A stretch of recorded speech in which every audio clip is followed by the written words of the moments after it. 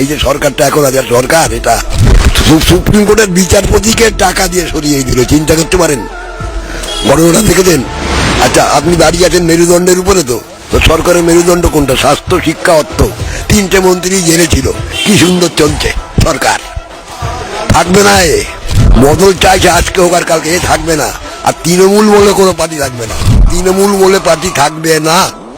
আমার যদি মারতে চাই কেউ মারতে পারে।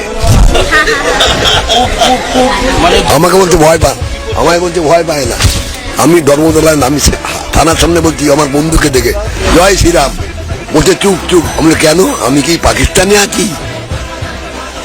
কেন? বলছে না, মিডিয়া পুরুষ কি হয়েছে রে? এই তোদের জন্যই তো আজকে এই অবস্থা। আমি বার্ধক্য ভাতা পাই 1000 টাকা, ওটা আমার প্রাপ্য, ওটা সরকার দেয় না, ইনি দেন না, ওটা মোদি। চালটা কে দেয়? চালটা কে দেয়? দাঁড়ান, চালটা কে দেয়? চালটা কে দেয়? মোদি। তাহলে সব নিজের নামে চালাচ্ছে।